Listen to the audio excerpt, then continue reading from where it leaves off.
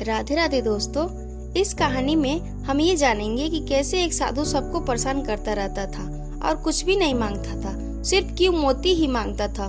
तो कहानी इस प्रकार है। एक साधु विचित्र स्वभाव का था। वह बोलता कम था, उसके बोलने का ढंग भी अजीब था।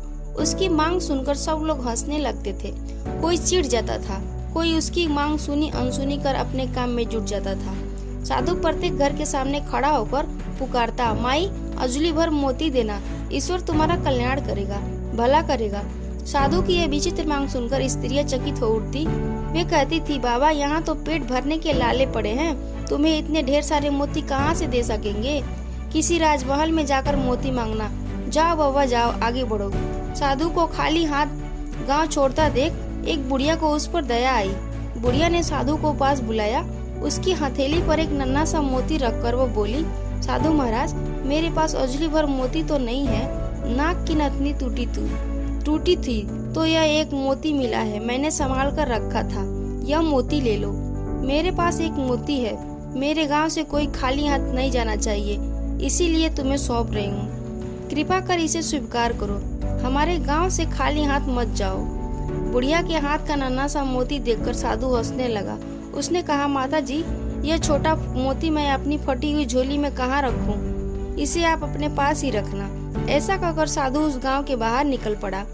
दूसरे गांव में जाकर साधु प्रत्येक घर के सामने खड़ा होकर पुकारने लगा, माता जी प्याली भर मोती देना, ईश्वर तुम्हारा कल्याण करेगा। साधु की यह विचित्र मांग सुनकर वहाँ की स्त्रियां भी अचंभित हो उठी।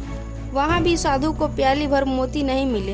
अंत में निराश होकर वह वहाँ से भी खाली हाथ जाने लगा। उस गांव के एक छोर में किसान का एक ही घर था। वहाँ मोती मांगने की चाह उसे घर के सामने ले गई। माता जी प्याली भर मोती देना, ईश्वर तुम्हारा भला करेगा।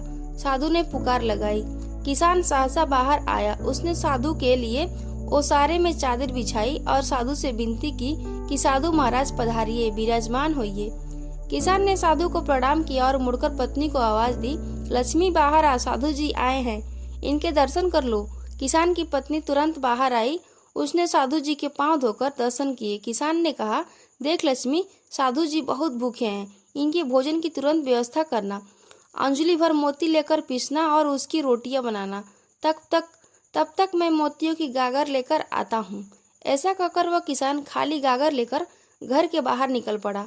कुछ समय पश्चात किसान लौट आया। तब तक लक्ष्मी ने भोजन बनाकर तैयार कर रखा था। साधु ने पेट भर भोजन किया। वह प्रसन्न हुआ। उसने हंसकर किसान से कहा, बहुत दिनों बाद कुबेर के घर का भोजन मिला है, मैं बहुत प्रसन्न हूँ। अब तुम्हारी याद आती रहे, इसीलिए मुझे कान भर मोती देना, मैं तुम दंपति को सदैव याद करूँगा। उस पर किसान हंसकर कहा, साधु महाराज मैं अनपढ़ किसान आपको कान भर मोती कैसे दे सकता हूँ? आप ज्ञान संपन्न हैं, इस कारण हम दोनों आपसे कान भर मोतियों की अपेक्षा रखते हैं। साधु ने आंखें बंद कर कहा, नहीं किसान राजा, तुम अनपढ़ नहीं हो, तुम तो विद्वान हो, इस कारण तुम मेरी इच्छा पूरी करने में सक्षम रहे। मेरी विचित्र मांग न पूरी होने तक मैं हमेशा भूखा प्यासा ही रहता।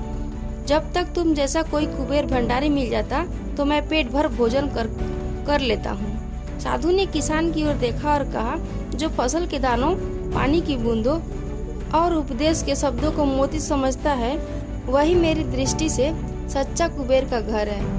मैं वहाँ पेट भर भोजन करता हूँ, फिर वह भोजन दाल रोटी हो या चटनी रोटी, प्रसन्नता का नमक उसमें स्वाद भर देता है। जहाँ आतिथ्य की आवास है, वहाँ मुझे भोजन अवश्य मिल जाता है। अच्छा, अब मुझे चलने की अनुमति दे, ईश्वर तुम्हारा कल्याण करे। किसान दंपति को आशीर्वाद देकर साधु महाराज आगे चल पड़े। पृथ्वी पर 3 रत्न हैं, जल, अन्न और सुभाषित।